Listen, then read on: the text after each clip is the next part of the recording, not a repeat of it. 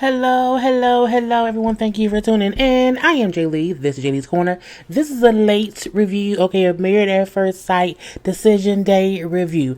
Look, we know to like my channel, like the video, subscribe to my channel, okay? You gotta also comment in the comment section to relax, to relate, to release, to center yourself and everyone around you and all that good stuff. Let's move on past that. I have not watched the show since the episode where Brent and Olivia broke up and decided to divorce, which was a couple of episodes ago. I did watch Decision Day. I skimmed it because I feel like once the pandemic parts of it happened, it got real boring, and you can't bore me for 2 hours. That don't work. It's other things I can do. So that's why this show kind of fell off my radar. But I wanted to at least come to y'all for what? Decision Day. I'm going to also review the reunion. I'm going to watch that tomorrow because I have to now put a ring on it and ready for love. So I'm trying to get y'all everything out that I've been trying to get out.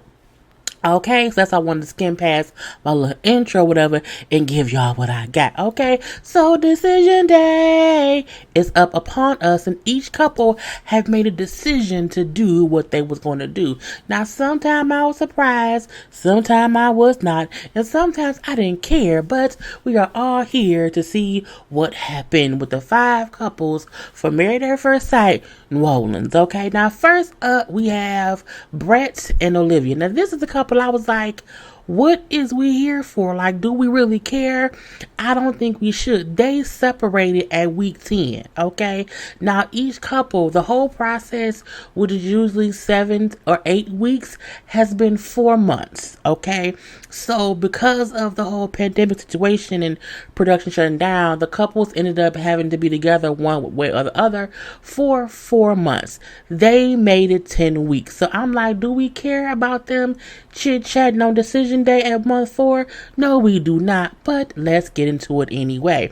Now, in my opinion, both Brett and Olivia, in one way or the other, they both were being themselves, but also not being themselves in the marriage, and that was the issue. Neither one of them, in my opinion, came in this thing trying to figure the other one out. I think they both came into this thing feeling like the other person has to adapt to me in one way or the other. I feel like Brett is to blame 70%, but Olivia's to blame 30%, and even her 30% can be 50% because again, I felt like both of them did a disservice to the marriage. Now we know Brett is a whole asshole jerk and he don't want to be married to her, and vice versa. She don't want to be married to him. I do feel like his snug or smug or asshole attitude was way worse than her passive aggressive, I don't want to get too mad, but I'm pissed offness of it all. But I feel like they just were not a good match, and we have to get that neither one of them is the bad person when they were just not a good match. He would be perfect for someone else and she is perfect for somebody else. This was not a good match because again, neither one of them came into the situation trying to figure out the other person and trying to compromise on things. Neither one of them did that. Brett, which is more of an asshole than she was. Now she brings up how I just wish he would say something. I just wish he would say something because all he do is keep saying the same stuff over and over. And I like how Pastor Cal told her, well, look, I don't think anything that he will say will be something that you'll be happy with, because if whatever he said is his truth, you really just have to kind of accept it, even if it's not something that you want to hear. It's like you're expecting him to say something different than whatever it is he feels, be it right, wrong, or indifferent. And I agree. Will Brett be saying complete bullshit? It could be complete bullshit. But if he keeps repeating the same complete bullshit to you, that's what he's saying. Accept it. Wanting him to say something different, that will be fake. I'm gonna leave that being whatnot. He told them how, y'all both have needs. No, I think maybe the lady said that y'all both have needs. However, y'all both needed something so specific that y'all were not able to communicate well enough with each other to give the other one what they wanted. They were just a bad pick. They were a bad combination, okay? If this was a padlock, it would not open, okay? Because it didn't work. It was not the right numbers together, nothing. 2 plus 2 for them equals 5. Now, he then says, I just never felt safe enough with her to trust everything, with us and whatnot. And she feel like, well, I just shut down because you seem so disinterested, in me as a person. Okay, so they both were in their bags. And neither one of them could change either what they were doing or how the other one felt about what they were doing. Because if she feel like he's disinterested and she feel like, if she feel like he's disinterested and if he feel like, I'm not safe with her, there's no give and take. And they're both just stuck in their feelings and whatnot, okay? And then she also brought up how, it'll be moments where she was interested in him, like physically or whatever. And they were having a good time, hugging and kissing or whatever. And then he would do something that turned her off. It could be anything as little as, he in the mirror too long, looking at stuff. And that's a turn off for me. And they like, well, but did you tell him those things that he would not do them? And she realized that she didn't. She would just see something or hear something, and he would do something and she wouldn't like it, but she would not express that. And he would just keep doing it.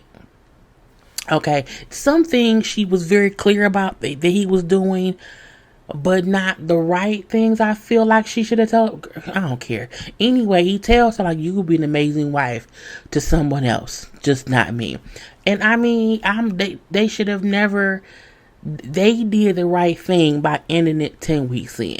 And when we see them chit-chatting separately with their friends, he's still a complete asshole because he then says at one point he gonna go back to dating online because it's a great confidence booster to be able to reject people. I'm looking like, you asshole.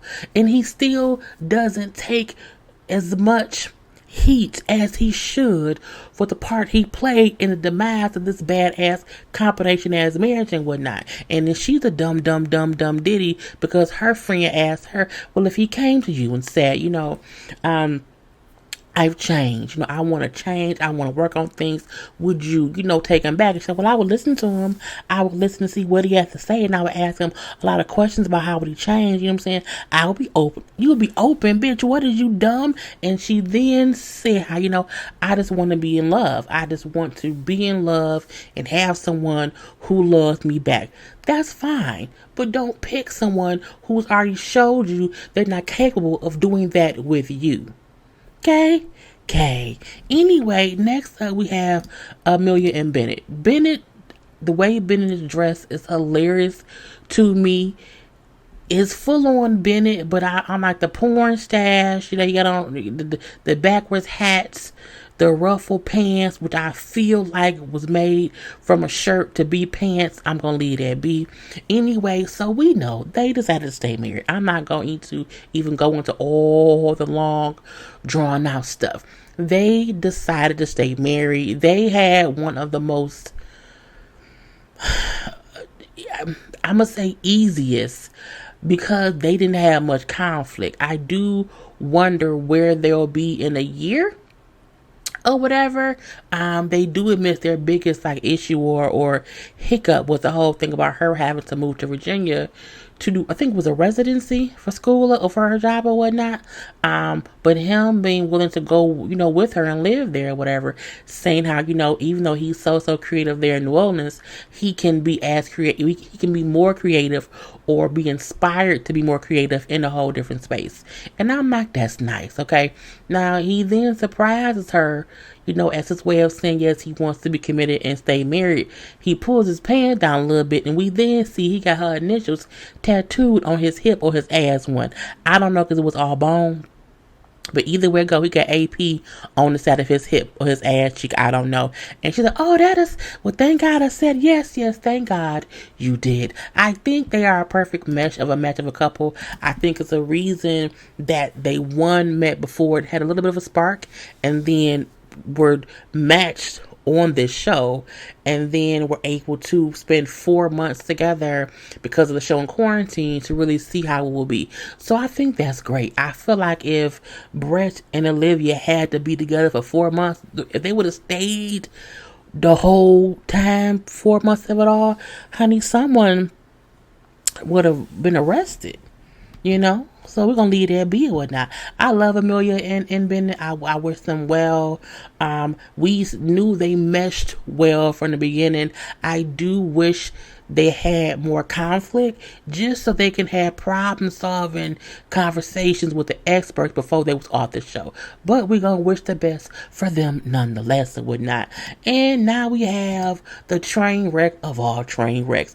To me, their situation is worse than Bennett and Olivia, because Henry and Christina consistently had issues the whole time. I mean, they had every issue. I feel like even the few times that we seen them getting along didn't matter, because the times of them not getting along was so epic. I'm like, girl, I think y'all both need to throw in that towel and whatnot.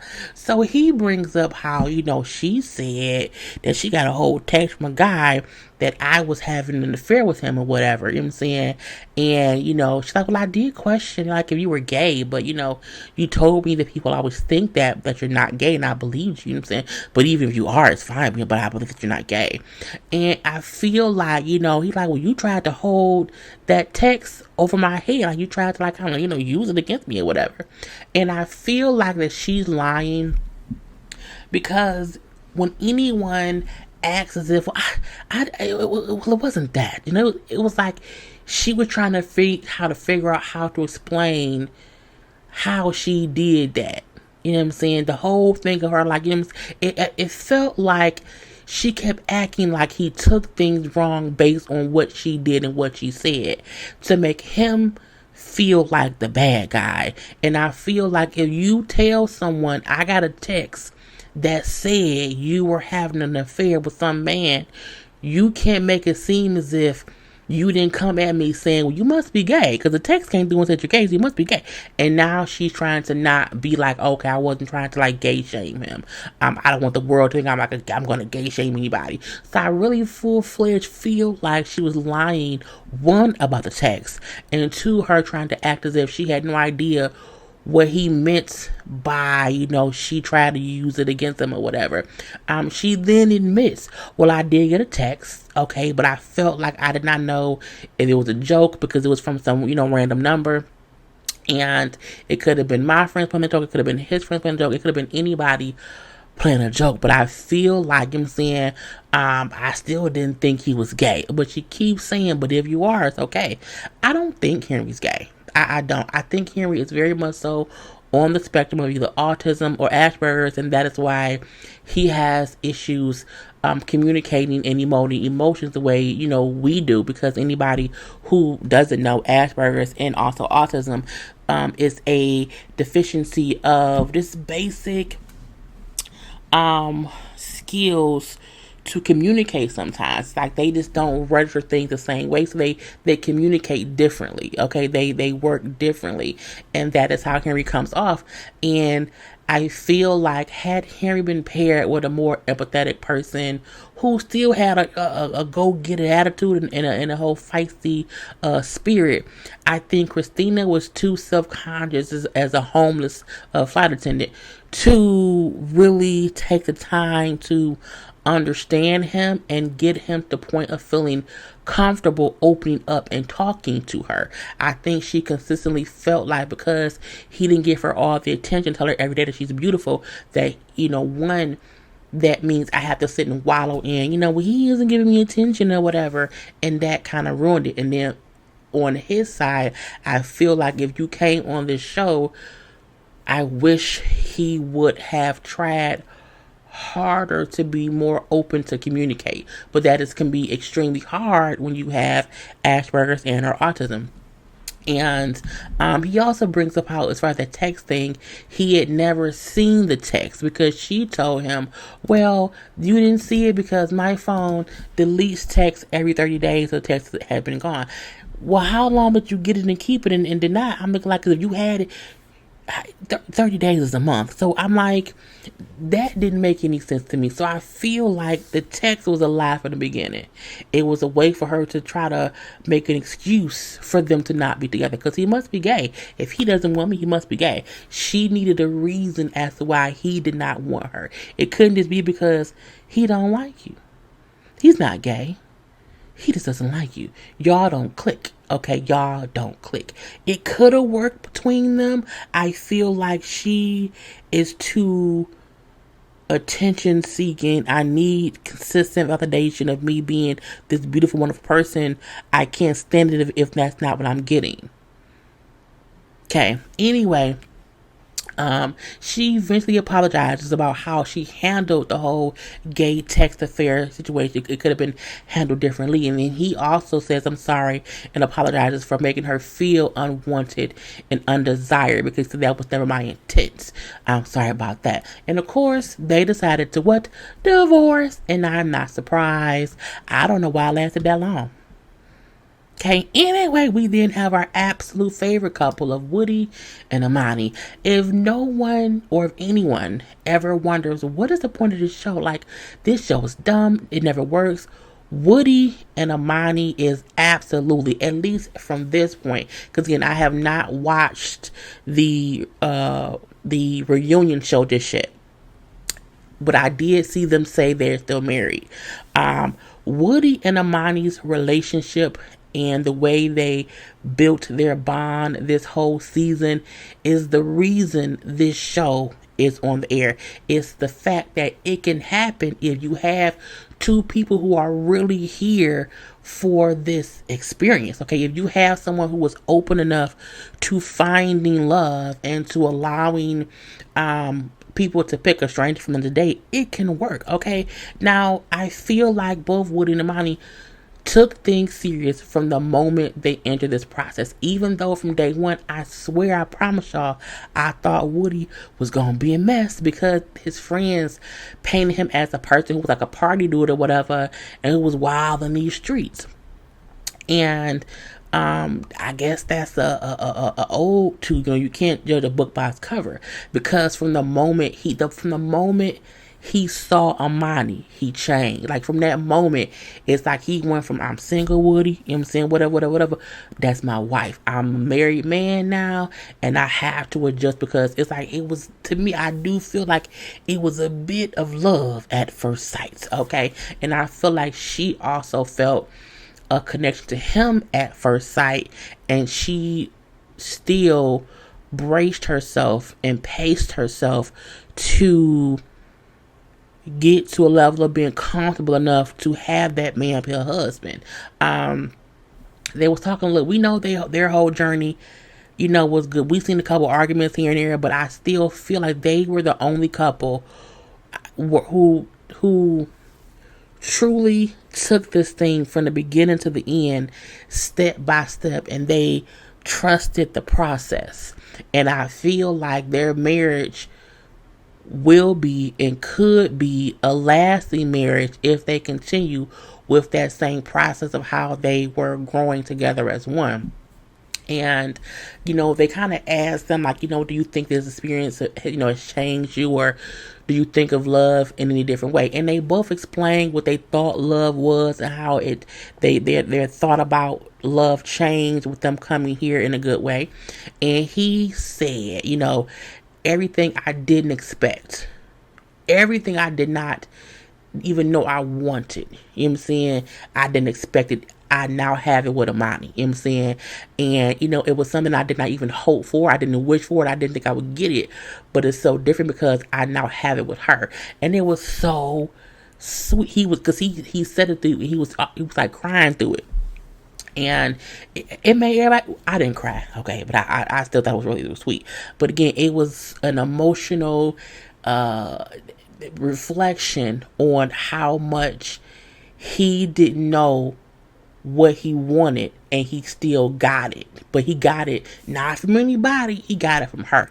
And she brings up how love has changed her, because he opened up her eyes for her to see like there is so much that she had not even experienced in life. And that's hard to have, because you want someone to show you that, man, I had no idea what I was missing out on, even if all that you was missing out on is this one person to look at you and say, girl, I love you. And this is that even how he calls us sweets. Like, from the moment I think they at the wedding, right after they got married, he said, do you matter if I call you sweets? And she's like, no.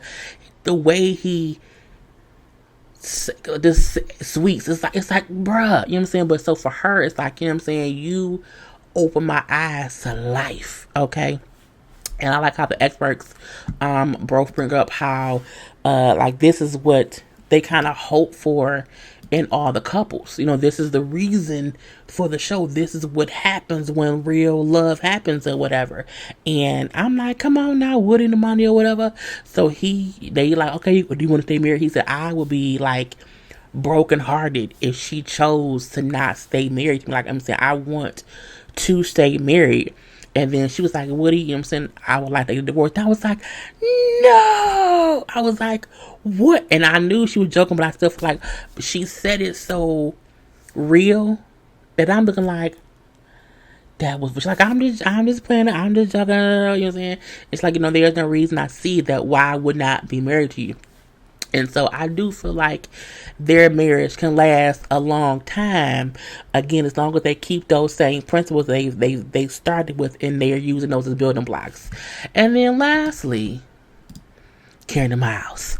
Let me be honest with this. I do not want them to stay married, because I still feel like Karen isn't... Miles said, them having time together without the cameras for the last 3 or 4 weeks has really helped them.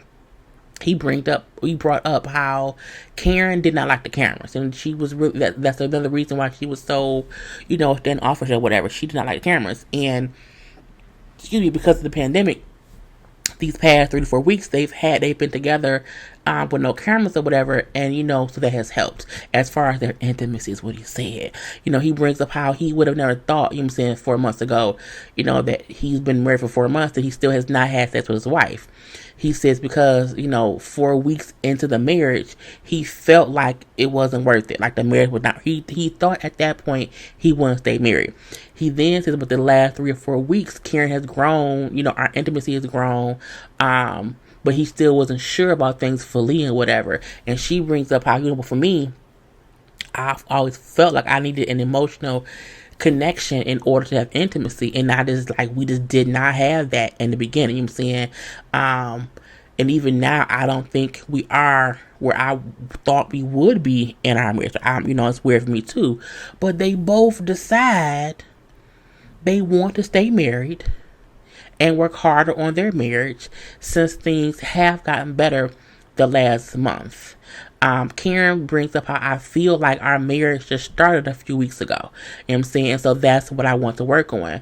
And what I will say is, I can appreciate Karen now at least acknowledging in the beginning it wasn't a real marriage. It was not. And I as a viewer blamed her, because I still feel like no one should come on this show who is not really ready to take it from a marriage perspective from day one. That don't mean you have to fuck them on day one. I would if I was that person. But I still feel like you should not be at week 4 or 5 and you still have not got comfortable enough to have any kind of emotional connection to someone. So for me, Karen irked all my nerves because I felt like she was doing a disservice to Miles. Now, Miles loves Karen. He's happy to be with Karen. And Karen says she wants to work on their marriage or whatever. Now, again, I have not watched the reunion this year, so I don't know if they still together. I only seen Amani and Woody say they were together. I haven't seen anything else. And don't y'all put no spoilers in the comment section or whatnot. Okay. But I hope that she is right and she is honestly trying with that man. I also hope that by now she done fuck that man. Because if she haven't, he should divorce her. Period. I hope she's pregnant right now, truth be told. Okay, because I don't want them to break up, but I also don't want them to stay in a union and they still trying to build it, months and months. Nah, bruh, I ain't got time, bruh. Because if you know what you want, you know if you want to bang somebody quickly. Okay? Anyway, they decided to stay sick, so that means 3 couples out of the 5 stay married. And we shall see what happens when I watch the reunion. I'll put that up later. Anyway, I hope y'all appreciate this for what it is. Again, I will do the reunion soon. Anyway, peace.